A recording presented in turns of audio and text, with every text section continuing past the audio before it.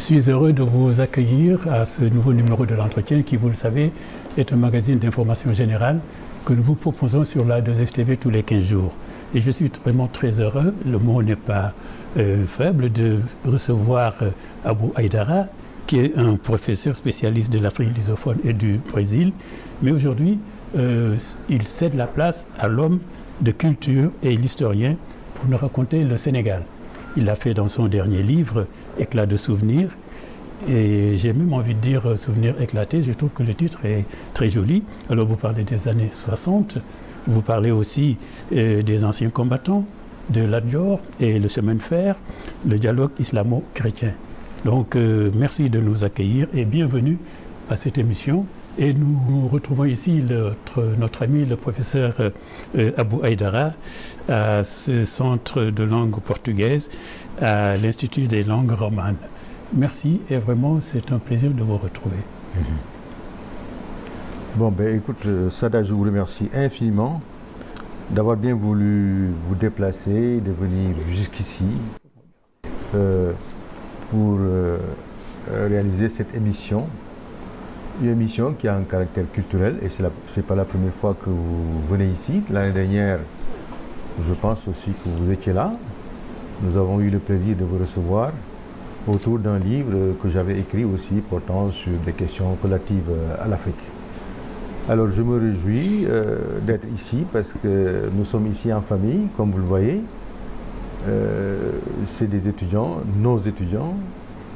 Et ce centre-là aussi, c'est un centre qui nous appartient, affecté spécialement aux étudiants portugais et sous les bons auspices en fait du Portugal. Et nous remercions M. Hortag qui est chargé justement de la gestion de ce centre-là, le professeur Agui, son assistante et tous les étudiants qui sont là. En tout cas, je suis heureux, vraiment, je suis à l'aise de pouvoir aborder en fait les questions sur lesquelles nous allons parler tout à l'heure devant ce beau monde, ce beau spectacle, ces beaux assistants en tout cas. Alors je disais que votre livre bellement intitulé Éclat de souvenirs, alors n'est pas une biographie en fait. Ce n'est pas non plus vraiment les souvenirs dans la forme où on les connaît, mais vous donnez une part belle à votre ville de naissance, Ngaïméré, vraiment. Et c'est ça qui donne l'importance et du sens à ces souvenirs que vous évoquez. Ouais. Vous parlez de votre ville de naissance, Ngaïméré, et vous dites que le train y passait 8 fois par jour. Absolument, absolument. Alors, mais il est évident que le terroir dans lequel on est né laisse toujours en fait des marques dans notre personnalité et nous poursuit jusqu'à la mort. Parce que, disons, la période de l'enfance est une période extrêmement... C'est une période très délicate. Les souvenirs que nous avons durant cette adolescence, durant cette enfance-là, ne disparaissent jamais. Il paraît que les scientifiques disent que jusqu'à 25 ans, les souvenirs en fait, que nous avons restent avec nous jusqu'à la mort. Alors moi donc je suis né dans ce terroir-là, je suis paysan d'origine, voilà, je suis né, élevé en fait dans un milieu rural. Il est évident que ce milieu rural-là laisse des marques dans ma conscience et je ne suis pas le dernier. Senghor parle du royaume de l'enfance, donc moi Ngaïméré c'est mon royaume. C'est pourquoi j'en parle dans ce livre-là. Alors ça veut dire quoi quand vous évoquez le fait que le train y passait 8 fois par jour? Alors, il faut situer le contexte politique, le contexte géographique et surtout le contexte économique. En 1960, en fait, la première richesse du Sénégal, c'était l'arachide. L'arachide qui a été introduite ici par les colons, par les Portugais, disons même, à travers les voyages maritimes depuis le XVe siècle. Le Portugal a eu à sillonner pratiquement le monde et à transporter des plantes économiques un peu partout dans le monde, quoi. Ce qui fait que ces plantes-là, aujourd'hui, constituent des richesses fondamentales dans certains pays. Par exemple, le Brésil, le premier producteur du café au monde, ce café-là a été introduit là-bas depuis le XVe siècle.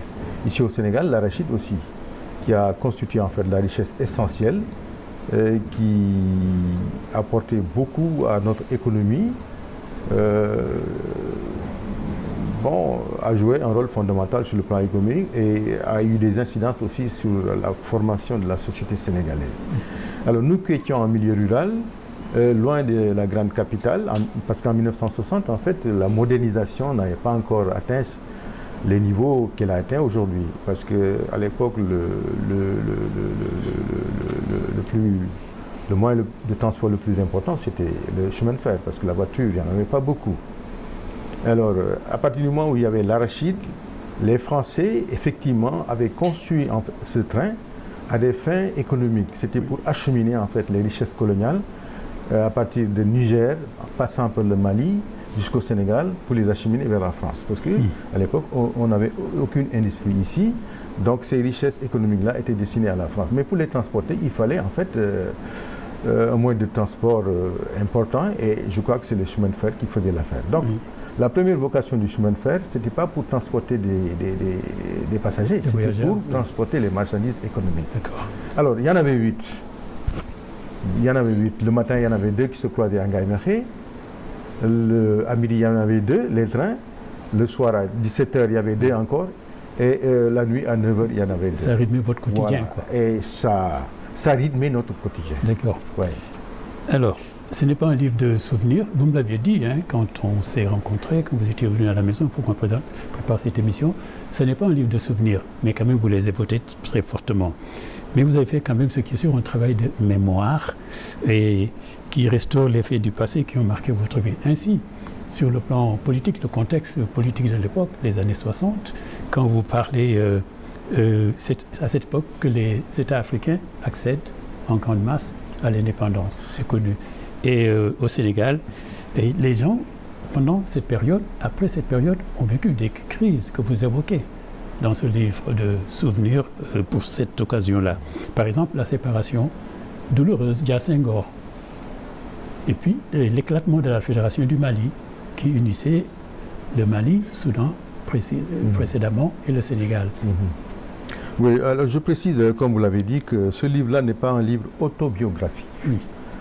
Bon, il est évident, en fait, que je fais appel à mon vécu pendant mon enfance, mais c'est des expériences à partir desquelles j'essaie de tirer en fait des leçons de vie. Objectif pédagogique. C'est un peu ça. Alors en 1960, effectivement, la plupart des pays africains ont pris l'indépendance. Mais dans un contexte quand même assez trouble au plan international, parce que c'était la guerre froide entre le bloc capitaliste et le bloc socialiste. Et je crois que ce phénomène-là a beaucoup influencé les pays africains. Il y en avait qui étaient du côté des capitalistes et d'autres du côté des socialistes. Ce qui fait qu'il y a eu 2 blocs, ce qu'on appelle le bloc de Casablanca, c'est-à-dire qui regroupait les pays socialistes affiliés, disons, à l'Union soviétique. Et maintenant, il y a le bloc de Monrovia, qui n'avait pas les mêmes options, qui n'avait pas les mêmes visées, qui n'avait pas les mêmes objectifs, mais qui était affilié en fait au bloc capitaliste. C'est pourquoi quand il s'est agi de, disons, réaliser ce qu'on appelle le panafricanisme, l'union de tous les pays africains, ce n'est pas nouveau. C'est depuis les années 60 en fait que les pères, comme Kwame Nkrumah, comme Cheikh Anta Diop, en fait, ont lancé cette idée-là. Mais à partir du moment où en fait l'Afrique était divisée par rapport à ces questions idéologiques, ça n'a pas été possible. Néanmoins, compte tenu en fait de l'évolution, de la complexité des phénomènes qui se passaient dans le monde, ils ont senti la nécessité de s'entendre sur la création de l'OUA en 1963. Alors, donc ça, c'est un fait extrêmement important. Évidemment, sur le plan politique, j'en parle. L'histoire n'a de sens que si on peut en tirer des leçons. Les faits en tant que tels n'intéressent pas. Si réellement, en fait, on peut en déduire des conséquences qui peuvent servir le présent. Alors, 1960, qu'est-ce qui s'est passé en fait? C'était le parti unique dans toute l'Afrique. Donc, démocratie, il n'y en avait pas. Le parti unique pratiquement gérait le pays. Avec des pères fondateurs. Ne souffrait pas l'existence d'opposition. Au Sénégal, il s'est trouvé qu'il y a un parti qu'on appelle le PAI, qui existait aussi dans tous les pays africains, qui a été créé en 1957 et qui, disons, vraiment représentait l'opposition radicale. Et le leader, c'était Majmoud Diop. Alors, qu'est-ce qui s'est passé? En fait, Senghor a dissous le parti et a obligé Majhemout Diop d'aller en exil au Mali et dans les pays socialistes. Et tous les cadres de ce parti-là ont été emprisonnés. Pourquoi j'insiste sur ça? Parce que si on fait une étude comparative par rapport en fait aux événements que nous avons vécus en 2023, il y a beaucoup de similitudes entre ce qui s'est passé en 60 et en 60. Même avant, des leaders politiques, Abdoulaye Wade a été arrêté plusieurs fois. Mais cette fois-ci, c'est encore beaucoup plus flagrant. Oui. Parce que, bon, en 1923, nous avons un parti, évidemment, ce n'est plus le parti unique, mais nous avons un parti qui est au pouvoir, mais qui ne souffre l'existence d'aucun parti d'opposition et qui met, justement, les dirigeants de l'opposition en prison et qui dissout encore le parti. Donc, ça nous ramène vers les années 60. Oui, l'histoire se répète. Voilà. Donc, en 60 ans de gestion politique, l'Afrique n'a pas avancé. En tout cas, le Sénégal n'a pas avancé. Puisque, en fait, c'est les symptômes de 1960 qui se reproduisent. On pourrait même dire la même chose avec la recrudescence des coups d'État. On pensait qu'on était sorti de ça. Je prends le cas du Sénégal. Le Sénégal encore est peut-être le cas le moins grave. Ce qui se passe dans les autres pays africains est encore beaucoup plus grave parce que là, on tue. Oui. Vous voyez. Alors, c'est pourquoi, en fait, que c'est ce qui m'a amené à faire une étude comparative entre les événements de 60 et, disons, ce qui s'est passé, disons, en 2023. Oui. Pour dire que, de ce point de vue-là, il n'y a pas eu vraiment de progrès sur le plan politique, sur le plan, en fait, des luttes démocratiques. Mais quand même, ce qui est marquant de ces années-là, des années 60, la crise Senghor, la séparation, l'éclatement de la Fédération du Mali aussi. Ah oui, bon, je crois que là aussi, je crois qu'il serait peut-être bon de parler de ce qui a opposé Senghor et Mamadou Dia, parce que les gens n'en parlent pas. Je pense que l'histoire n'a pas encore abordé cette question-là de façon vraiment définitive, quoi. Il y a quand même des gens qui ont parlé de ça, Mansour Bouna Ndiaye. On en parlait dans ce livre. Mais il va autoriser. C'est-à-dire qu'il y a des gens qui ont vécu l'événement. Oui. Roland Collin, le directeur de cabinet de Dia, il en a parlé dans un livre. Oui, mais je pense qu'il n'y a pas unanimité autour de cette question-là. Mais ce qui est fondamental et ce qui est important à dire, ce n'est pas une question de leadership, ni une question en fait de parti politique, mais c'est une question en fait d'orientation politique, d'option politique. Mamadou Dia, ce qu'il voulait, c'est le souverainisme dont s'inspirent aujourd'hui les dirigeants actuels. Sonko et voilà, la référence un peu c'est Mamadou Dia. C'est-à-dire qu'il voulait justement rompre avec le cordon ombilical avec la France et gérer en fait les problèmes africains à l'africaine. Oui. Gérer l'Afrique, les questions africaines, la politique, en tout cas l'économie africaine, par les Africains eux-mêmes, sans une dépendance avec la France. Alors, Senghor ne l'entendait pas de cette oreille. Il n'a jamais voulu en fait rompre ses relations avec la métropole, et ce qui nous amène aujourd'hui dans cette situation-là, parce que jusqu'à présent, nous dépendons encore de la métropole. Il y a des États africains qui cherchent justement à se rompre cette relation-là. Nous avons les pays de l'AES, l'Association des États du Sahel, le Burkina, le Mali, le Niger. En fait, ils vont dans ce sens-là, dans le sens d'une rupture, de gérer de façon autonome leurs affaires personnelles, sans l'immixtion justement de la France. Il faut donc que tous les pays africains tendent vers cela. Voilà. C'est ça le problème qu'il faut souligner entre Dia et Senghor. Et non, 1962 aussi c'est important parce que c'est l'éclatement du Mali. Parce que aussitôt après les indépendances, en fait, les dirigeants, Modibo Keïta et Senghor, ont estimé qu'il fallait faire une fédération. C'était plus efficace. Et ça allait dans le sens voulu justement par les défenseurs du panafricanisme. Au niveau de la sous-région, créer une fédération entre le Sénégal et le Mali, c'était déjà une bonne chose. Mais malheureusement... C'était au début. Oui, au début, mais malheureusement pour les questions politiques, parce qu'ils n'avaient pas la même idéologie. Bien sûr. L'un était socialiste, il était affilié au Parti socialiste, à l'Union soviétique, n'est-ce pas? C'était un homme de gauche, et l'autre, justement, ne voulait pas rompre avec la métropole. À partir de ce moment-là, ça ne pouvait pas marcher, ils ont rompu. Alors, vous parlez aussi de cette grande révolution, mai 68, les étudiants dans la rue, en France, ici aussi, évidemment. Mais mai 68, c'est une date fondamentale dans le monde. J'ai l'impression que c'est la révolution la plus importante dans le monde. Et ils ont ébranlé les régimes, c'est ça qui est important. Il y a des révolutions qui sont importantes, mais qui sont limitées à des pays précis. Par exemple, la révolution d'octobre, etc. etc. Mais cette fois-ci, c'est une révolution qui touche le monde entier. Voilà. Et cette révolution, ce qu'il a de spécifique, en général, les révolutions sont menées par des classes, les couches prolétaires, qui luttent en tout cas pour leur survie, pour des questions économiques. Mais cette fois-ci, en fait, le problème économique n'était pas tellement à l'ordre du jour. C'est une révolution à caractère bourgeois.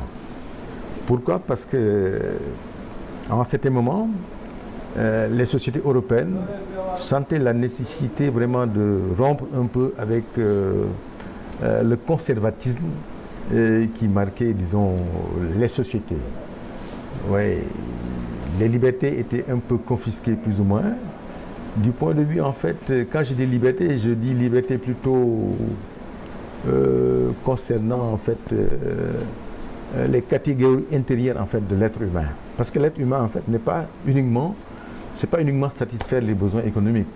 Il y a aussi, en fait, des exigences à caractère psychique. Oui, l'amour, le sexe, la liberté, tout ça, ça n'a rien à voir avec l'économie, mais en fait, qui participe justement du bonheur de l'être humain. Un de leurs slogans les plus importants, c'était « Il est interdit d'interdire ». Absolument. La liberté totale, voilà. On interdit rien à quelqu'un. C'est ça le problème. Oui. Donc, justement, les sociétés confinées, disons, les individus dans ce canevas, à tel point que, bon, il y a la respiration qui manquait un peu. Oui. Ils étaient un peu étouffés. Ces jeunes-là avaient besoin vraiment de s'émanciper par rapport à d'autres libertés. La liberté sexuelle, voilà, la liberté de s'habiller comme on veut, etc., etc.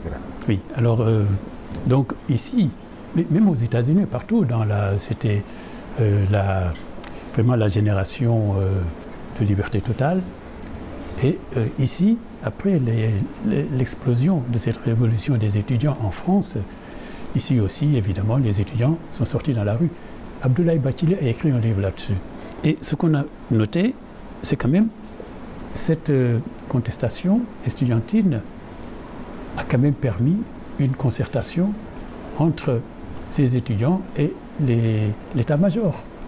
Et en ce moment-là, c'est important parce que peut-être les choses se sont un peu répétées ces dernières années, l'année dernière ici au Sénégal. L'armée a reconnu en ce moment-là, exceptionnellement, que des militaires ont exercé des violences, que ce soit les gendarmes, les policiers, des violences sur les étudiants. C'est un fait exceptionnel quand même, cette concertation avec les autorités de l'armée et l'armée qui dit « Ah oui, vous avez été brutal avec les étudiants ». Oh ouais. On entend très souvent parler de l'exception sénégalaise. Ouais. L'exception sénégalaise, chaque fois qu'il y a une crise, on a l'impression que cette crise va s'exacerber, avoir des ramifications encore tragiques, mais ça n'a jamais été le cas au Sénégal. Pourquoi? Parce que nous avons une armée réputée républicaine. Une armée républicaine. Bathily, ce qu'il veut dire, effectivement, c'est qu'en mai 68, l'armée a failli intervenir. Senghor a fait appel au général Alfred Diallo, qui était le général des forces armées. Il a conseillé à Senghor, en fait, de faire des réformes pour apaiser la situation. Mais au sein, en fait, des forces armées, il y avait déjà des dissensions entre la gendarmerie et les militaires. Oui. Dans le groupe des gendarmes, il y en avait, en fait, ils ont même tenu une réunion pour dire que nous ne sommes pas d'accord avec la manière dont Senghor, en fait, traite cette situation politique au Sénégal. Et il y a eu même des sanctions prises par Senghor contre justement des militaires dont on pensait en fait qu'ils allaient, disons, se rebeller. Oui. Je peux citer des noms. Mais vous écrivez qu'il convient d'affirmer que l'armée sénégalaise, contrairement à une opinion répandue, n'est jamais restée neutre face aux crises que traverse le pays. Et vous citez la Bathily qui dit si l'hypothèse de la loyauté républicaine de la Grande Muette n'est que pure fiction. Donc, n'est pas la réalité. Bathily, je pense qu'il est mieux placé que quiconque pour faire cette affirmation, parce que lui, il a vécu directement. Aussi, oui, il a écrit. Nous n'avons pas vécu, en fait, nous étions jeunes élèves, mais lui, il était étudiant, il était en plein dans ce mouvement-là. La preuve, il a été emprisonné par Senghor, avec tous les dirigeants, il a été enrôlé de force dans l'armée, etc. S'ils le disent, ça veut dire que c'est vrai. Effectivement, à un certain moment, alors, Bathily, ce qu'il explique, en fait, c'est qu'il dit qu'il n'y a pas eu l'intervention des forces armées parce qu'il y a deux facteurs qui ont joué. La coopération française. L'armée française, en fait, disons, était déjà au Sénégal. À partir du moment où les indépendances, on n'était pas préparé justement dans plusieurs secteurs. Hein. Il fallait donc, en fait, l'assistance technique de la part de la métropole et les forces armées, c'était le cas. Donc dans la gendarmerie, on voyait des instructeurs français. Dans les forces armées, on voyait des... La coopération, en fait, militaire a commencé depuis cette période-là. Ce qui fait que le contexte ne se prêtait pas. En tout cas, les Sénégalais ne pouvaient pas prendre les armes et intervenir directement parce qu'ils en auraient été empêchés, justement, par la présence des Français. C'était l'élément fondamental. Mais même récemment, en fait, en 2000, quand il y a eu ce problème-là, les élections entre Wade et Abdou Diouf, mais évidemment, c'est des choses qu'on n'expose pas en public, mais il est évident que chaque parti de son côté, l'opposition comme le parti au pouvoir, avait pris des dispositions, avait pris des attaches en fait avec les forces militaires pour agir quand la situation l'exigeait. Mais heureusement, la sagesse de certains personnages, comme par exemple le général Cissé, qui aussitôt, au su des résultats, est intervenu directement auprès d'Abdou Diouf pour lui dire que bon... D'autant qu'il avait la vérité des résultats, il était ministre de l'Intérieur. Ah, c'est ça. Hein? Mais alors, donc, si on n'avait pas ces sages-là, en fait, la situation aurait basculé. Oui, c'est cela. Et même récemment, en 2023, quand il y a eu en tout cas cette crise au Sénégal, mais l'armée était prête à intervenir. Parce que la gendarmerie, la police, en fait, étaient déjà submergés et ils n'étaient pas en mesure de régler ce problème-là. Dans ces cas-là, c'est l'armée qui intervient. Donc l'armée était prête à intervenir pour gérer la situation. Alors, si on fait un petit pas en arrière au contexte de 1960, alors là, ce qui se passe, c'est que quand même, l'ouverture démocratique était demandée par l'Internationale socialiste, qui était dirigée par le chancelier Willy Brandt. Et justement, les pays africains, mais c'était difficilement mis en œuvre par Senghor qui était socialiste. Oui, le problème c'est que, en fait, et ça, les gens, vous savez, nous en Afrique, on a beaucoup de pudeur quand il s'agit en fait d'aborder certaines questions. Oui. C'est pourquoi notre histoire ne sera jamais écrite. Il y a des subtilités, il y a des susceptibilités qu'il faut mélanger, en tout cas pour écrire l'histoire. Oui, c'est la faute à vous, c'est votre faute, vous les historiens.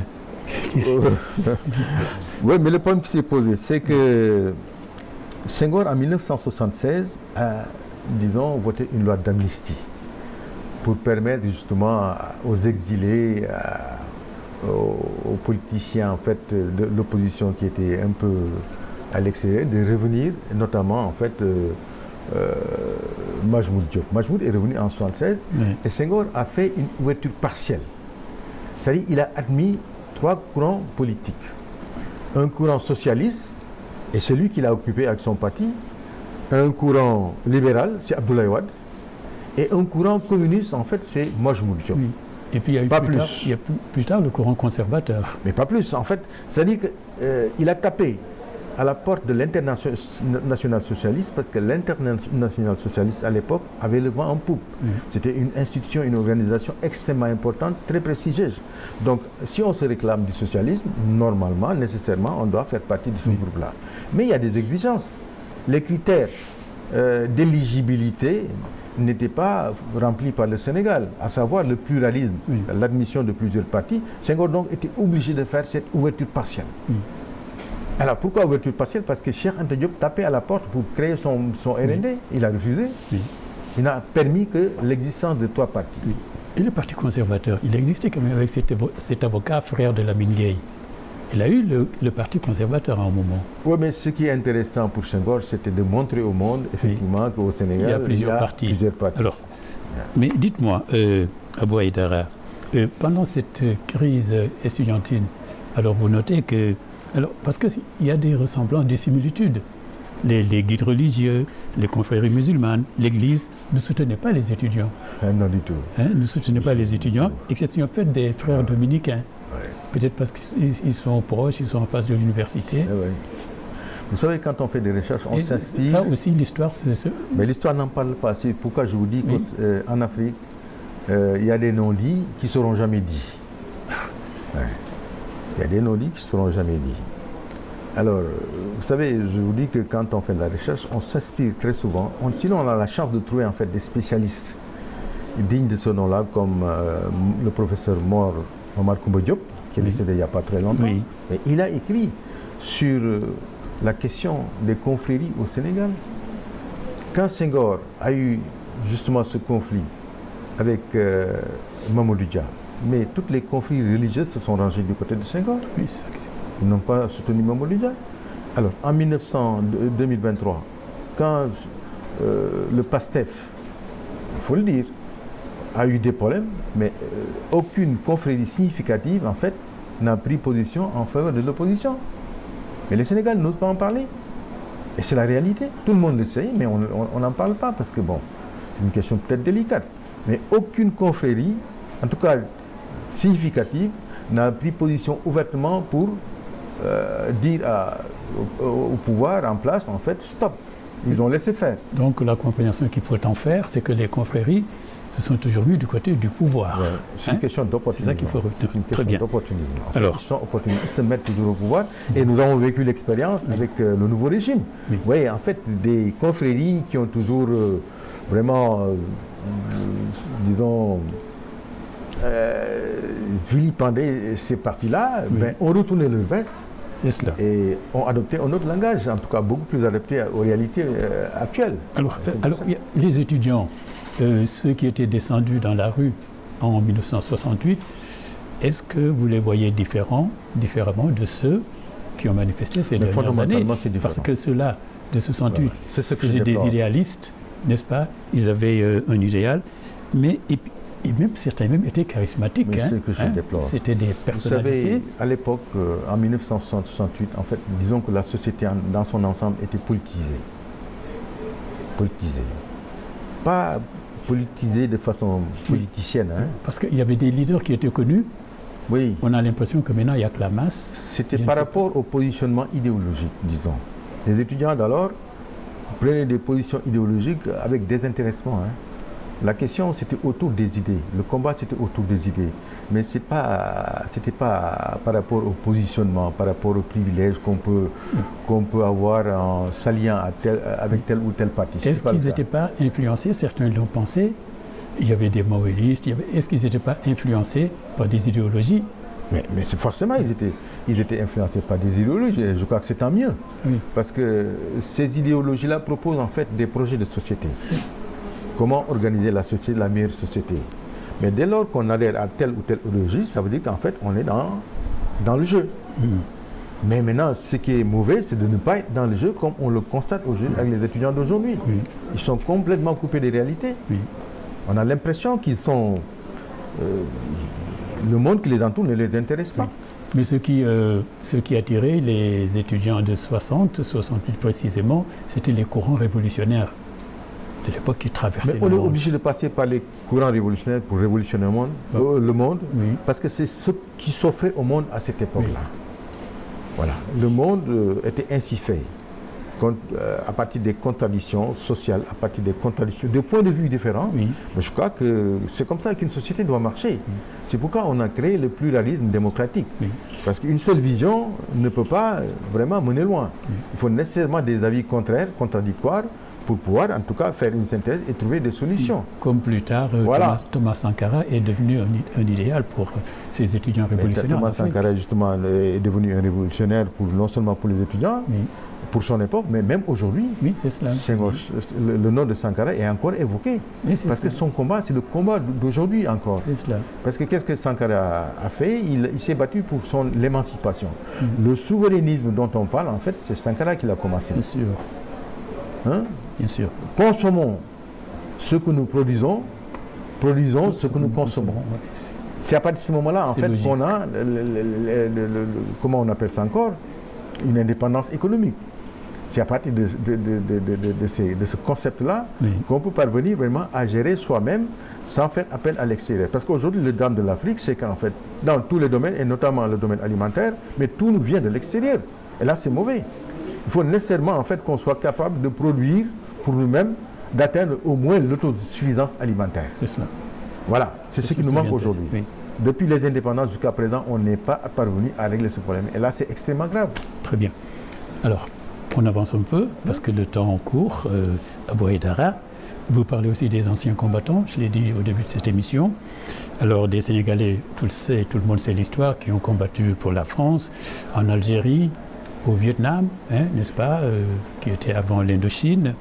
Et ils ont participé aussi à la libération de la France. Quand les Allemands ont envahi la France, ont battu les Français, la guerre, la dernière, 39-45.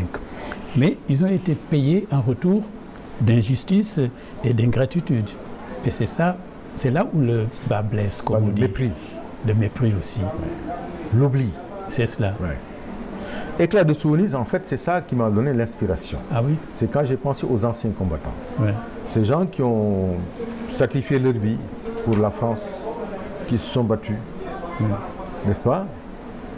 Mais malheureusement, en retour, il n'y a pas eu la reconnaissance en fait qu'ils attendaient. Et sur le plan aussi des règlements financiers, le problème n'a pas été réglé. Le problème fondamental des anciens combattants est vraiment, hormis sans parler des sacrifices, parce que les sacrifices, c'est les massacres qui ont eu lieu durant la guerre, oui, et qui ont eu lieu aussi ici en fait en terre africaine avec oui, le massacre de Thiaroye, qui est aujourd'hui revenu dans l'actualité. On en parle aujourd'hui. Oui. Le gouvernement sénégalais est intervenu pour répondre au gouvernement français par rapport, en tout cas, à une révélation qui a été faite, comme quoi à Thiaroye, il n'y a eu que 6 tirailleurs sénégalais qui ont oui, été tués, alors qu'il y a plus de 400 oui, militaires en fait qui ont oui, été tués.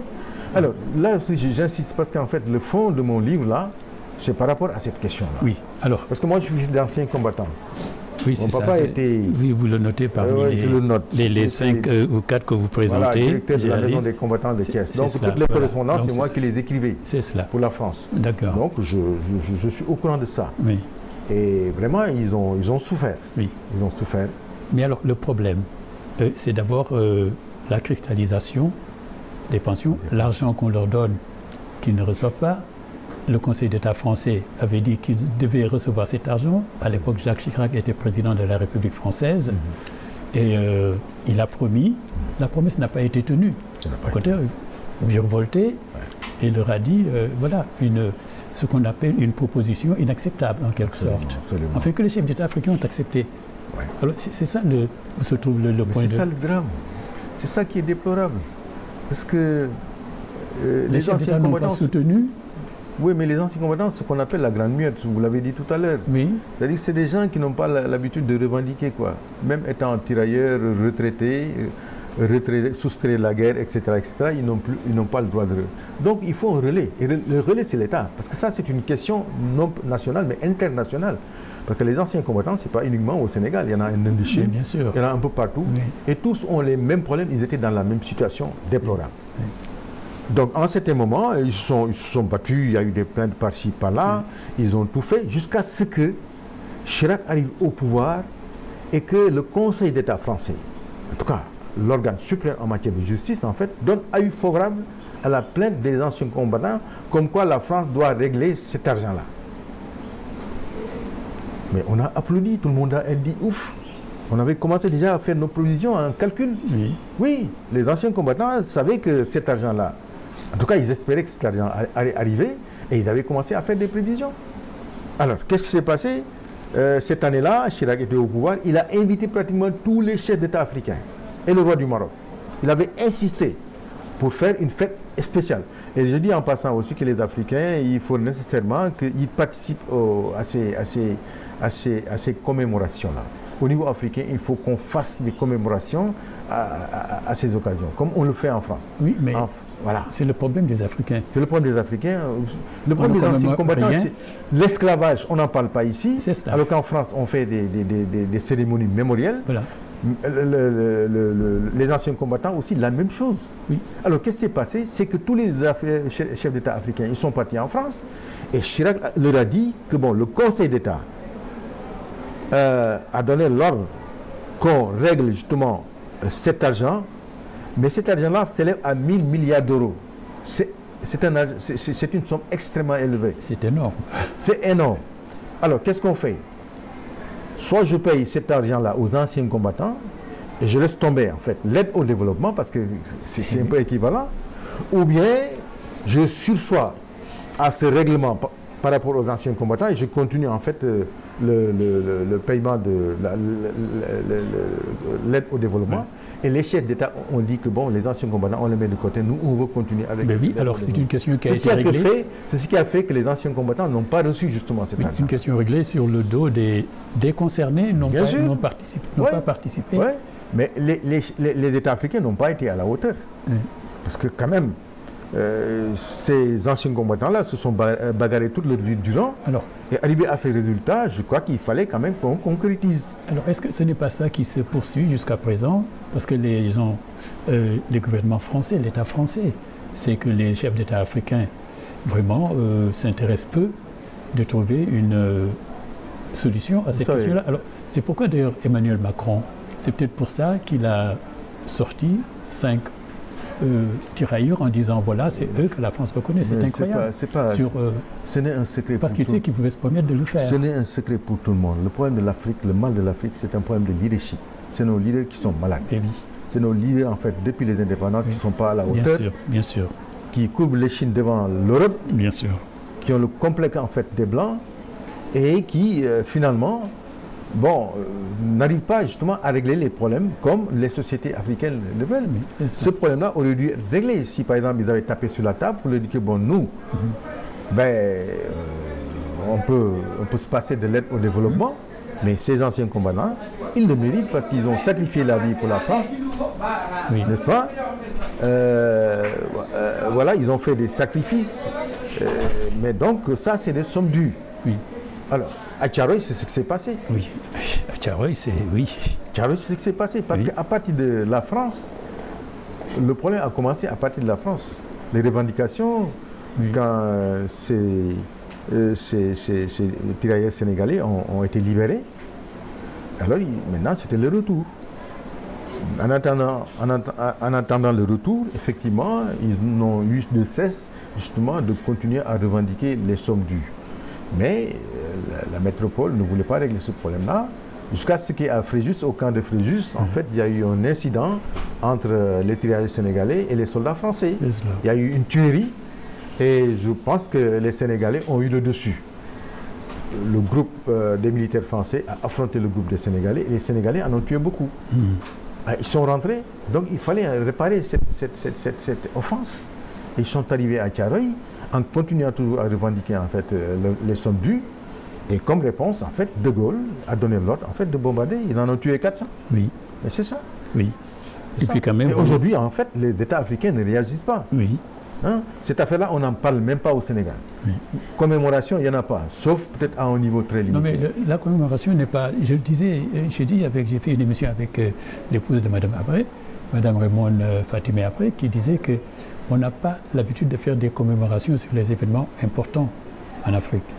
Je disais, vous voyez le Rwanda, le génocide des Tutsis. Chaque année, il y a une commémoration pour que les gens n'oublient pas. C'est important, les événements importants, que les gens, leur mémoire puisse être sauvegardée. Mais là, on ne le fait pas. On ne le fait pas. C'est bien dommage. C'est bien dommage parce que rien n'empêche qu'on le fasse. C'est une question de volonté. Oui, parce que pour quand même sauvegarder notre personnalité africaine, pour mériter le respect en fait qu'on nous doit, mais il faut nécessairement, en tout cas, aller de l'avant, participer à certains événements, surtout que en fait, nous sommes acteurs au premier chef de ces événements-là, et nous sommes les victimes, donc il nous appartient de revendiquer. Non, l'Afrique, vraiment, c'est décevant. Alors, et puis, vous indiquez quand même, c'est pour ça les tirailleurs, dont votre père et les autres, je pense qu'il y en a 5 ou 6, je ne sais plus, mais ils racontent ce qu'ils ont vécu, les massacres. Les massacres. Comment ils ont été massacrés et comment... Alors, mon propre papa a été prisonnier avec Senghor. Oui. avec le doyen Alassane Daou, oui. qui était là, doyen de la faculté de l'ERF. Avec, oui, mais voilà, eux, c'est vrai, vous le racontez. Ils étaient prisonniers par les Allemands. Oui. À Senghor, en fait, dans le cadre, par le biais des échanges de prisonniers, bon, on l'a élargi. Oui. Grand intellectuel, donc on l'a élargi par le biais justement de ce changement de prisonniers, comme l'ont fait aujourd'hui les Américains et les Russes. Hein. Ils ont échangé des prisonniers. Là-bas aussi, en fait, les Allemands, ils faisaient ça. Ouais, des prisonniers allemands, on les libérait, à la place, on remettait. Donc, Senghor a profité justement de ce il a été libéré par ce moyen. Mais les autres, en fait, sont restés. C'est pas des stratégies, pas des stratagèmes, pas des astuces, avec l'aide justement des partisans qui étaient un peu dans le maquis, parce que la scène s'est passée en Alsace. L'Alsace, c'est juste la frontière allemande.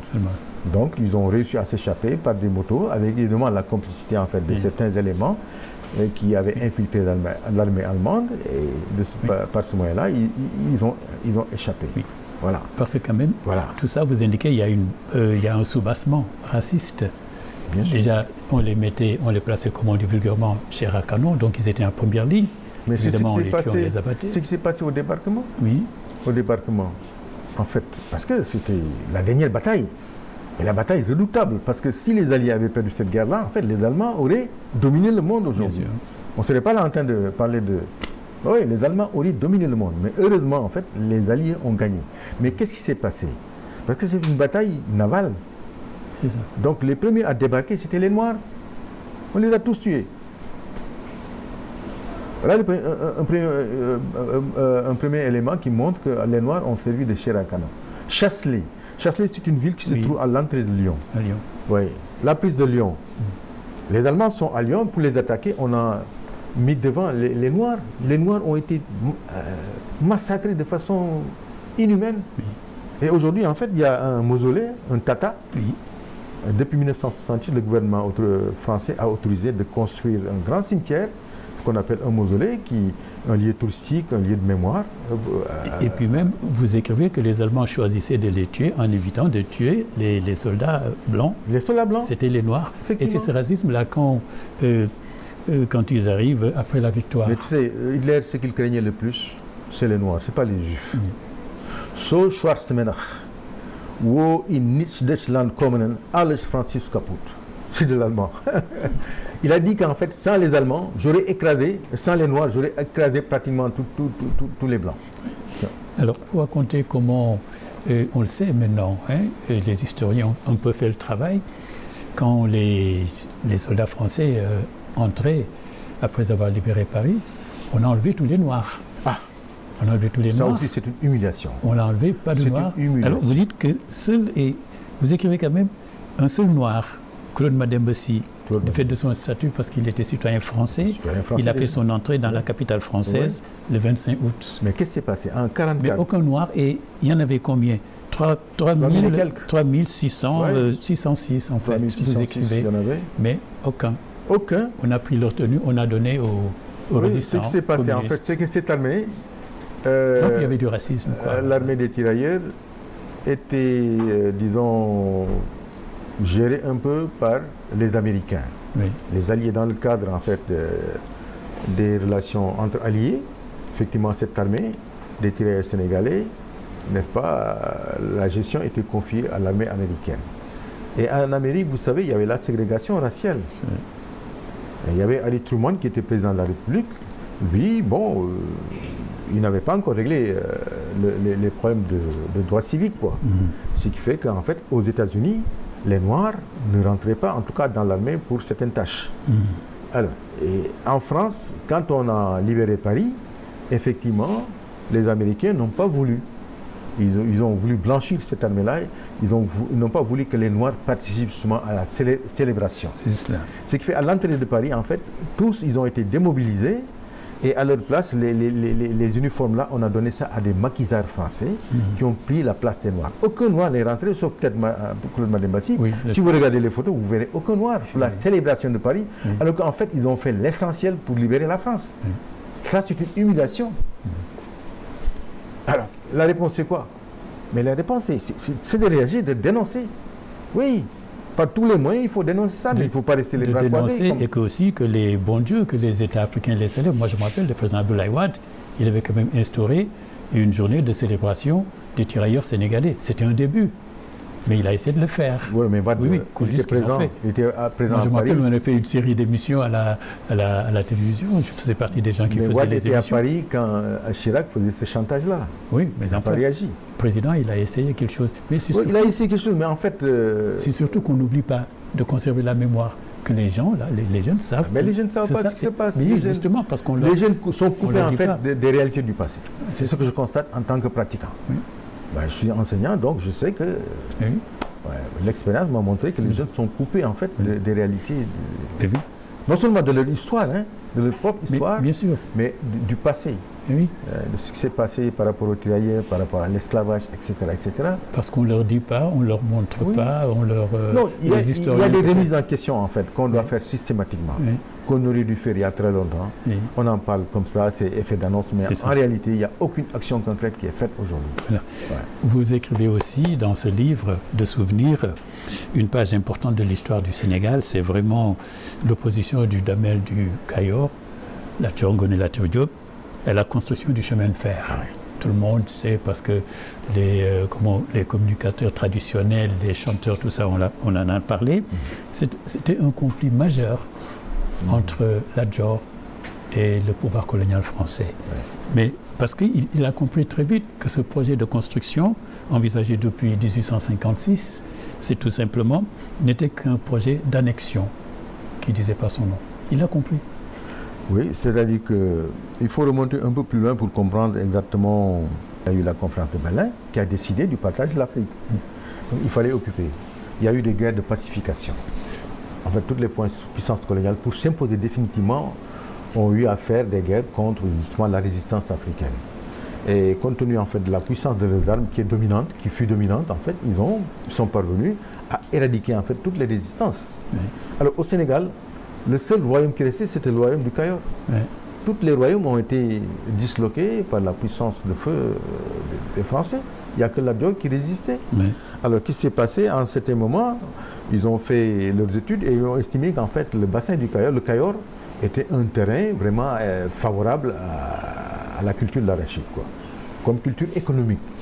Parce qu'en fait, toutes les cultures qui étaient introduites, c'était des cultures de rente, des cultures économiques. Le café, le cacao, le riz, tout ça, c'était des cultures qu'on pouvait transformer et pour en avoir des dérivés économiques. Donc le Kayor a été choisi. Alors, mais comment faire pour acheminer en fait la récolte vers la métropole? Il fallait nécessairement un train. C'est-à-dire prendre les marchandises, c'est ce que je vais expliquer tout à l'heure. Prendre les marchandises à partir du Mali, passant par à partir du Niger, passant par le Mali, par le Sénégal, acheminer toutes ces marchandises coloniales-là vers la métropole européenne. Le moyen de transport le plus approprié était le train. Donc il fallait construire. Alors, quand il s'est agi en fait du projet, effectivement, la Dior était d'accord. Dans un premier temps, il a été convaincu pour tous les avantages que le train pouvait procurer, quelque chose de nouveau en Afrique. Il a été consentant. Mais par la suite, il y a eu un changement au niveau en fait de son équipe gouvernementale, si on peut s'exprimer ainsi. Oui.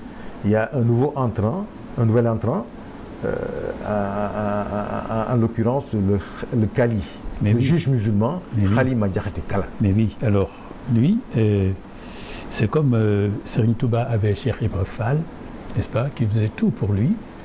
Lui, la Dior, lui, a eu Khali. Oui, parce que vous savez, durant le régime colonial... C'est lui qui signait tout pour lui, c'est lui qui discutait à sa place et il était... Oui, c'était son conseiller, vous savez, durant la période coloniale, la justice au niveau des communautés africaines était gérée par ce qu'on appelle le juge musulman, le Kadi. Oui, parce qu'il connaissait les réalités, il connaissait les règles qui étaient différentes un peu de réalité judiciaire européenne. Donc il fallait un juge musulman imprégné des réalités du milieu. Alors de ce point de vue-là, il y a eu d'abord Momar Anta Sali. Oui. C'est le papa de Cheikh Serigne Touba, qui était d'abord le Kali, le Kadi de Lat Dior. Mais à un certain moment, Seigne Touba a estimé que son papa était en train de basculer un peu vers la culture Ceddo qui est différente de la charia islamique. Il a fait pression sur lui pour qu'il démissionne. Il a démissionné.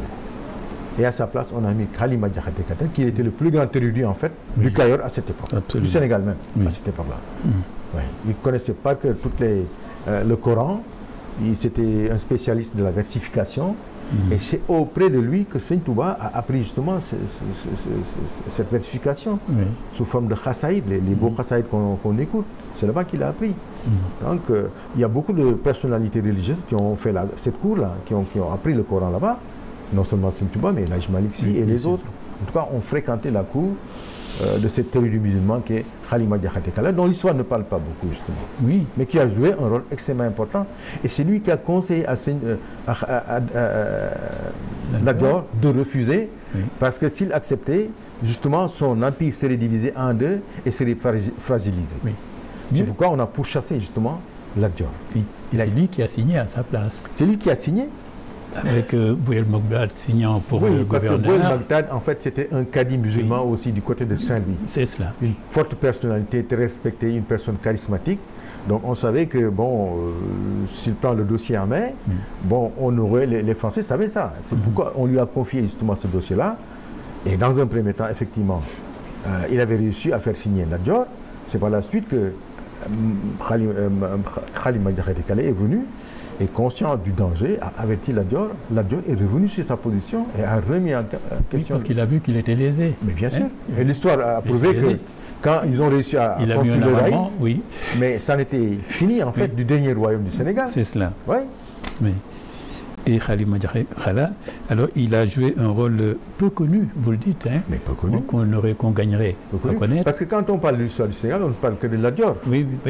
Mais Khalima Diakhaté, on l'entend un peu, alors qu'en fait, les Français le craignaient. D'ailleurs, c'est pourquoi, en fait, dans l'ouvrage, j'ai dit Khalima Diakhaté Kala, l'âme damnée. C'est-à-dire qu'en fait, la personne la plus crainte par les Français. C'était le mentor de Lat Dior. Oui, il a beaucoup aidé à jouer son rôle. Il a beaucoup aidé, et puis bon, il a été fidèle jusqu'au bout. Parce que lui aussi, il a été exilé. Vous savez, Lat Dior a été exilé à un moment donné. Il a perdu le pouvoir au Cayor. On l'a évincé du pouvoir, on a mis en fait un Damel fantoche à la merci des Français qui le manipulaient comme ils voulaient. Et c'est par ce biais-là qu'ils ont réussi à construire le chemin de fer. Mais entre-temps, Lat Dior était exilé. Vous écrivez que ami et conseiller particulier du Damel du Cayor, Khalima Diakhaté Kala, n'avait pas manqué d'exprimer avec toute son idéologie anticoloniale aux grandes dames des Français. En vertu de ses qualités intellectuelles, il était à même de porter un jugement critique sur les décisions qui pesaient sur les destinées du Cayor. Il était d'autant plus qu'il possédait suffisamment d'informations, puisque c'est lui qui rédigeait pratiquement toutes les correspondances de Lat Dior. Donc il était au cœur des négociations de ce... C'est pourquoi d'ailleurs je m'adresse aux étudiants pour dire que l'instruction c'est fondamental. Absolument. Parce que l'instruction en fait nous permet d'aller en profondeur pour comprendre, en tout cas, bien sûr. Voilà, les enjeux d'un problème donné. Voilà, c'est vrai. Si on ne maîtrise pas certaines données, on n'arrive pas à apporter des solutions. Et je crois que de ce point de vue-là, l'instruction est fondamentale. On va avancer, les caméramans me font signe mais on va prendre quelques minutes encore supplémentaires parce qu'on doit parler du dialogue islamo-chrétien. C'est la dernière partie de cette émission, vous le savez. Alors, ce dialogue qui a permis l'essor de l'Europe. Mais justement, vous indiquez que pour le comprendre, comme on dit, le fil d'Ariane vraiment, de compréhension, il faut partir de l'occupation de l'Espagne par les Arabes musulmans au début du 7e siècle. Une occupation qui a duré 800 ans. 8 siècles. 8 siècles de présence. 8 siècles de présence. 8 siècles, les Arabes ont fait de l'Espagne une terre musulmane, quoi. 800 ans. Parce que à la mort du prophète Mahomet, alors ses successeurs, effectivement, ont estimé qu'il fallait étendre la religion islamique. À partir du moment où toute la péninsule ibérique était déjà conquise. À travers les guerres religieuses que le Mahomet a eu à faire, il était parvenu à convertir pratiquement en fait toute la péninsule ibérique. Maintenant, ce qui reste, c'était d'extrapoler, de divulguer l'islam un peu partout. Oui. Et ses successeurs, en tout cas, ont procédé à cela. Oui. Et disons, la terre la plus proche, c'était l'Europe, oui. La péninsule ibérique. Oui. Il suffisait tout simplement de traverser en fait le détroit de Gibraltar pour arriver en Espagne. Oui. À partir de Tanger déjà, vous êtes à Faro. Faro, c'est une ville du sud du Portugal. À partir de Faro, vous voyez les lumières de Tanger. Il n'y a que la mer en fait qui sépare. C'est très proche. Oui. Donc ils sont passés par Gibraltar, Gibraltar, le nom est arabe. Oui, comme font les gens qui partent en Europe. Mais justement, ils ont conquis l'Espagne, oui. Ils sont restés là-bas 8 siècles. Oui. Et le Portugal, 8 siècles, c'est beaucoup. C'est énorme, 8 siècles. C'est énorme, donc il y a eu des influences à tout niveau. Oui. Au niveau linguistique, au niveau économique. Oui. Voilà. Alors l'Espagne a été conquise facilement parce que justement ils ont trouvé que l'islam était une religion de paix. L'Europe en avait assez. Ça les a pas dérangés. L'Europe en avait assez en fait des exactions, oui. En tout cas des turbulences du catholicisme. Oui. Parce que n'oublie pas qu'il y a eu l'Inquisition. On brûlait vif en fait les gens qui n'adhéraient pas à la religion chrétienne. Oui. Donc il y avait la violence à ce niveau-là. Et l'islam est venu et puis donne carte blanche aux nouveaux adhérents. L'islam en fait n'oblige pas justement. Oui. Les croyants. Voilà. Il y a des versets dans le Coran qui le disent. Vous adhérez en fait de votre propre gré après avoir évidemment pris connaissance des principes fondamentaux de l'islam. Donc vous adhérez de votre propre gré. Oui. Voilà, on n'oblige pas. Oui. Et c'est ça qui a charmé un peu. Oui, c'est ça qui les a séduits quand par rapport à l'adoption de la religion islamique. Vous écrivez à la page 186, ces populations qui considéraient leurs gouvernants comme des ennemis de leur foi, alors que les Arabes étaient indifférents aux convictions religieuses de leurs sujets. Ouais, du point de vue de la conviction, de la conversion, disons que l'islam était beaucoup plus souple. Oui. Beaucoup plus souple. La seule condition, c'était de payer en fait la dizia. C'est cela. C'est une azakat qu'on paye, parce qu'il y a une armée entretenue par le roi musulman, et ce qui nécessite en tout cas l'entretien, il faut participer à l'entretien. C'est la seule contrainte. Hein. Alors, voilà. Finalement, ça a été vraiment une cohabitation. C'est 800 ans, c'est 8 siècles, c'est énorme, mais de tolérance, de bonne entente qui a renforcé aussi le monothéisme, il faut le dire. Et puis il y a eu beaucoup de mariages entre les Arabes. Et il y a eu des mariages. Il y a eu beaucoup de métissage. Il y a eu des mariages mixtes. Il y a eu aussi en fait des alliances. Des alliances, forcément. Des alliances politiques. Oui. Pour faire la guerre à tel ou ennemi. Et des Blancs se sont alliés aux Arabes pour faire par exemple la guerre à tel ou tel ennemi. Oui. Quand il s'est agi en fait de défendre la ville de Lisbonne qui était menacée, les musulmans, les Portugais, en fait, tous se sont levés et ont combattu l'ennemi. Oui. Ce qui fait que, il y a des cas précis où on a constaté qu'il y avait une coexistence pacifique, malgré les dissensions, hein, oui. Parce qu'il y avait des dissensions, mais malgré cela, il y avait quand même vraiment de très bonnes relations, une bonne coexistence entre Arabes, musulmans et Européens. Oui. C'est évident. Il y a eu des mariages même à haut niveau. Ah oui. Ah oui, même le roi, il y a un roi de Portugal qui avait épousé une femme d'origine arabe, oui. Et qui avait un enfant, et que ce roi-là mort, c'est justement son héritier d'origine musulmane qui devait prendre le pouvoir. Mais on l'a tué. Oui, d'accord. Ouais. Alors, il y a aussi, l'Europe a profité quand même, avec cette présence arabe qui a duré des siècles, d'un dynamisme intellectuel, pas seulement cela, scientifique, de l'Afrique musulmane. Oui, quoi, oui, hein? L'avantage des Arabes, c'est que quand ils sont venus, à la différence des Visigoths, des barbares qui ont occupé le Portugal, eux, ils ont remis les bibliothèques, ils ont conçu des bibliothèques un peu partout. Et ils sont allés en Grèce remettre à l'ordre du jour justement la pensée des Grecs. C'est cela, même ça. Notamment la pensée d'Aristote, la pensée critique. Et les plus grands savants musulmans sont nés là-bas. Ibn Rushd, Avicenne, Ibn Sina, Averroès, le plus grand savant musulman. Médecin, juriste, philosophe. Mais bien sûr. Qui a même ses idées ont gagné toute l'Europe, lui. Mais bien sûr, c'est à partir justement de cette pensée arabe qui a été reconquise, remise à l'ordre du jour par les Arabes, que cette pensée a été véhiculée dans toute l'Europe. Hein? Vous avez saint Thomas d'Aquin, oui, qui était le disciple d'Averroès, qui est un personnage extrêmement important en Europe, justement, qui a défendu ces idées-là. Et ces idées-là, en fait, ont pénétré pratiquement dans tous les secteurs d'activité, notamment la science, ce qui a permis à l'Europe, en fait, de faire un effort. De connaître de dominer le monde jusqu'à maintenant. Oui. Et puis, surtout, dans le domaine agricole aussi. Oui, ce qui s'est passé, c'est que les Arabes qui ont dominé le monde pendant pratiquement tous ces siècles-là ont perdu le monopole au XVe siècle avec la reconquête. À partir justement de la traversée de l'Atlantique de Vasco de Gama. Oui, c'est ça. Parce que l'Atlantique était infranchissable à l'époque. Et puis la seule voie d'accès pour aller prendre des richesses en Inde, c'était la Méditerranée. Mais cette Méditerranée était occupée par les musulmans, les ennemis musulmans. Oui. Comment faire? La seule alternative, c'était passer par l'Atlantique. Oui. Et c'est les Portugais, pour la première fois, qui ont réussi justement à faire cette traversée avec Vasco de Gama. Et à la base, il y avait le prince Henri, le navigateur, qui a initié en fait tout cela à Sagres. Voilà. Et puis, mais à partir du moment où en fait les Portugais, l'Europe disons, est parvenue à traverser l'Atlantique et avoir accès à l'Inde, ça en était fait du monopole arabe. Les Arabes ont perdu le pouvoir jusqu'à maintenant. Voilà. Jusqu'à maintenant. Oui. Mais ils ont apporté quand même beaucoup de choses à l'Europe. Par exemple, le sucre. Parce qu'avant, le sucre était un médicament, ou bien alors, il n'y avait que les gens riches qui pouvaient trouver du sucre. Il y a beaucoup de cultures industrielles qui ont été introduites par les Arabes. Oui. Effectivement. Oui. Il y a beaucoup de denrées alimentaires qui portent des noms arabes.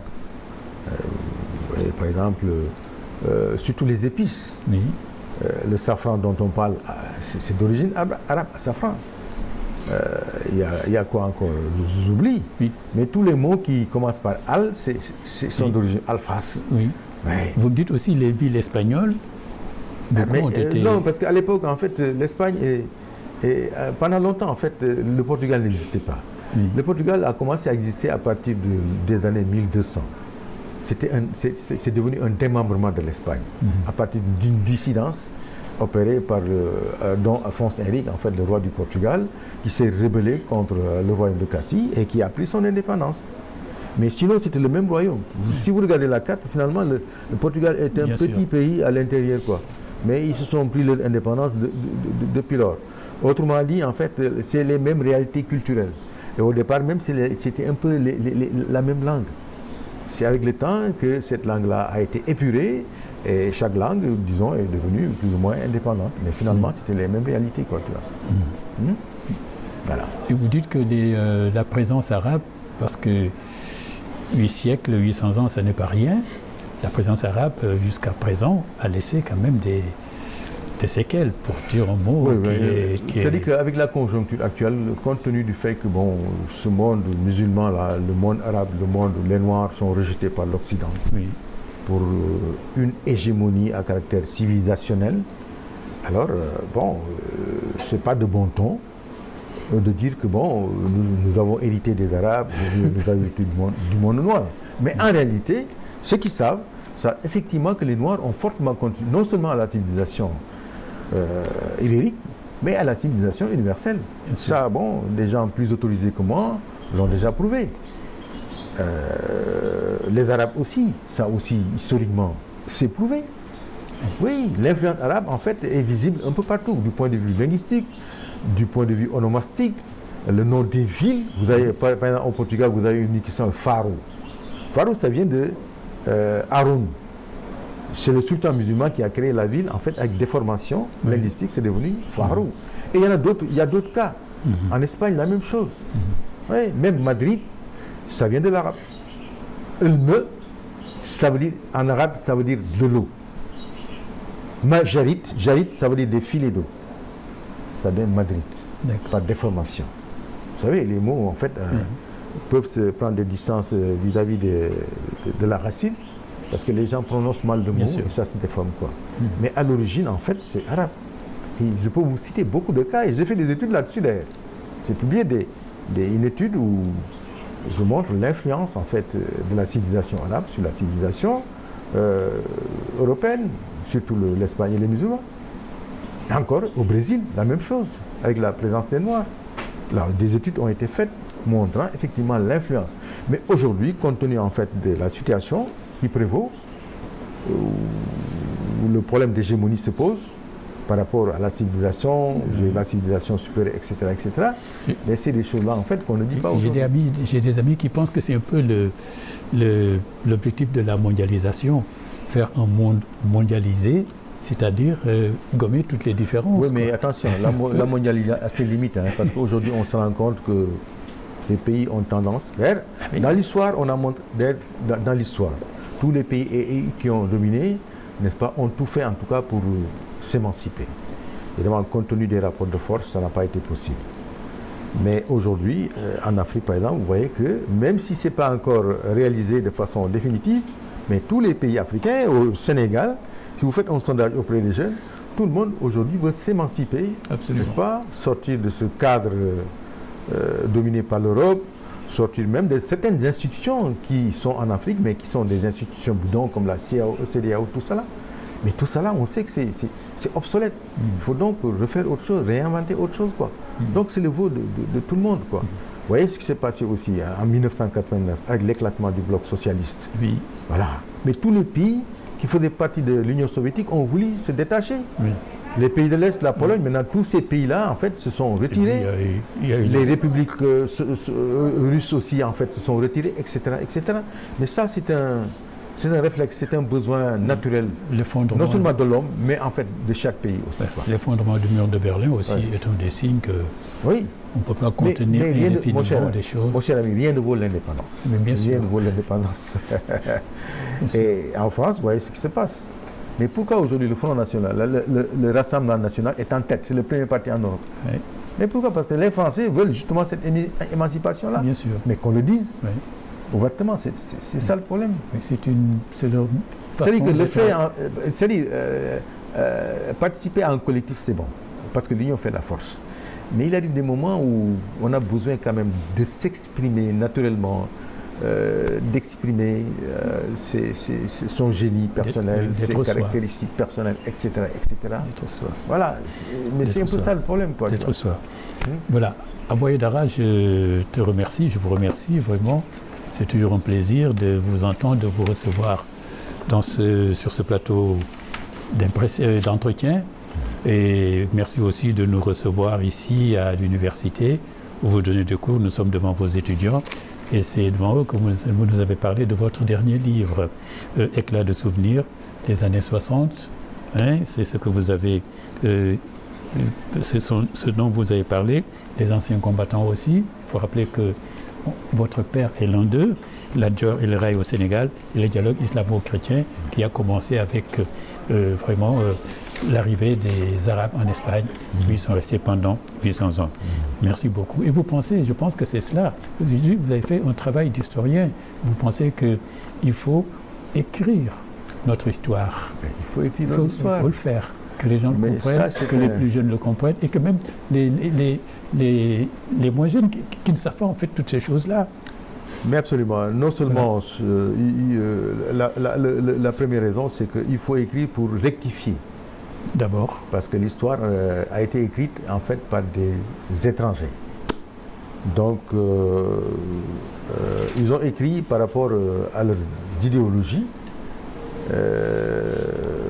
Je pense qu'ils n'ont pas retracé de la façon la plus objective l'histoire africaine.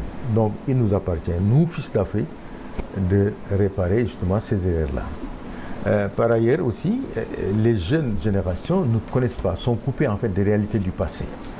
Et on ne peut pas, disons, évoluer, on ne peut pas se développer sans connaître le passé. Parce que quand même, ce triptyque-là, fondamentalement, est à la base de l'évolution en fait de l'homme tout court. Le passé, le présent et l'avenir. C'est lié. Sans la connaissance, sans une maîtrise du présent, on ne peut pas faire des actions efficaces dans le présent. Et sans justement cette efficacité dans le présent, on ne peut pas projeter des actions futures.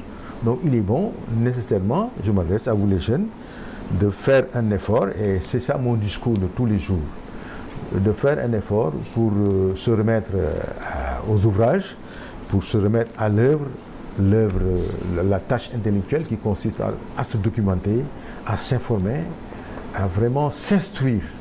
C'est une donnée fondamentale. Et la première arme justement pour s'émanciper, pour vraiment replacer l'Afrique dans le contexte des nations libres, des nations respectables, mais c'est l'instruction quoi. C'est ça donc. Voilà, merci. J'espère que votre appel sera entendu, mais surtout qu'il commence par votre livre, pas seulement eux, mais même les plus âgés, parce qu'il est absolument intéressant, c'est vrai. On n'a fait que le survoler. Hein? Il y a beaucoup d'informations. Vous avez fait du vrai travail de recherche, du travail d'historien. Oui. C'est pour ça que j'ai dit que c'est l'historien et l'homme de culture qui a écrit ce livre. Pas seulement le professeur, le spécialiste du Portugal et du Brésil. Disons l'homme de culture. Voilà, c'est ce que je dis aux étudiants, en fait. Quelle que soit la discipline qu'on fait, pourvu que ça nous mène en fait à la maîtrise de la culture, de la compétence. C'est ça qui est important. Que ce soit le portugais, l'anglais, l'essentiel c'est d'avoir la compétence. Très bien. C'est ça. Merci de nous avoir reçus. J'attends votre prochain livre, je ne sais pas. Bientôt. Ah oui, très bien, parfait. Alors à bientôt. Quant à vous, merci vraiment de nous tenir compagnie pour l'enregistrement de cette émission. Je vous remercie pour votre fidélité et vous donne rendez-vous dans une quinzaine de jours pour un autre numéro de l'entretien. Au revoir.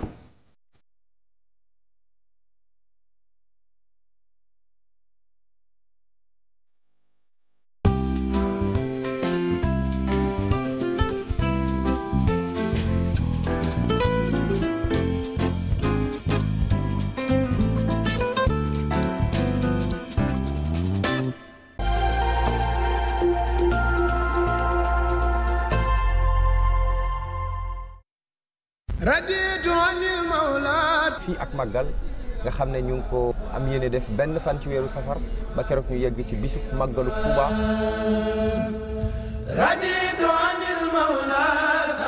dañu nekk ci bërëb boo xam ne bërëb bu am importance la ci yoonu murit muy njaareem. fii sëñ Touba am na fukki at ak juróom. maanaam day mel ni projet de société bu sëñ Touba bëgg a tëral rek. njaareem mooy test bi. man raama masiri ila Jurbel la daal la sasin law aayano sirra maa fi sayr maaraam gars yi da léegi dañoo bëgg ma dem njaareem nag mu ne tey bi nga xamoon seykal bi nekk si mag dem njaareem ngeen di sant ak gërëm bu baax a baax ne di leen ñaanal bu baax a baax Cheikh Mouhamadinil Mountakha yal na ko suñu borom yokk ay fan yu bari lool Sëriñ Tuubaa radiyallaahu anhu da nga daan dégg muy ñaan di wax naan yasir rujuux yi li Touba ñaan yàlla na ko nag ma yombalal ma dellu Touba. mboolem kàngam yi nekk ci yoonu murit danañ leen dalal ngir ñu waxtaan ak ñun ci yoon wi loo xam ne xamuñ ko woon waaye wàcce ko ba ñi mel ne man cee jariñ. Sëriñ Tuubaa li mu doon woote mooy al iraada. mooy bëgg yàlla. tawxiid muy aqida buñ ko waxee ñu ngi ciy jublu pas-pas. nañu yee nit ñi nañ leen conscience. koo xamoon dund ak Sëriñ Tuubaa. da nga xamante ni alxuraan ca kaw la ko tegoon. dañoo war a jël leçon ci sëriñ bi. Bamba damaa yar ba ma amub yar te tëgguma bi yar. moo sant Bamba. Sëriñ Tuubaa lépp lu laal yonent bi da ko bëgg. ciy Sëriñ Tuubaa ciy Sëriñ Tuubaa. saa bu journal 20h pare 2STV yi di ngeen ànd ak ñun ci jotaay bi di fii ak màggal ma feggoo ko Ceddo Murid Saalix. ciy Sëriñ Tuubaa ciy Sëriñ Tuubaa. Les VOD sont de retour sur la 2STV xam naa nag boo déggee VOD doo xam lu mu doon mooy vacances de ouf daaw on vous a époustouflé ren nag indiwaat nañ yeneen bagage yu bees ñu tàmbale ko fii leen Ndakaaru fii nga xamante ne moom mooy plage Malibu à Guédiawaye en collaboration avec la mairie de Golf yu bees tàq lañ leen indil ànd naa fekk gars yi nag feem yi seetaan leen ko. Et la Bib, mon ami, comme tu l'as si bien dit, vacances de août la ñu woote fii sur la 2STV vacances 2STV comme moom ba tax na dañuy yëngal duñu bàyyi dara alors yéen ñi ñuy seetaan dama bëgg ngeen waaj parce que la 2STV avec l'équipe shop des animateurs les comédiens ñëpp incha allah dinañ nekk fi nga xamante ni mooy plage yu Malibu mani yéen ñi ñuy seetaan waaj leen mani duñ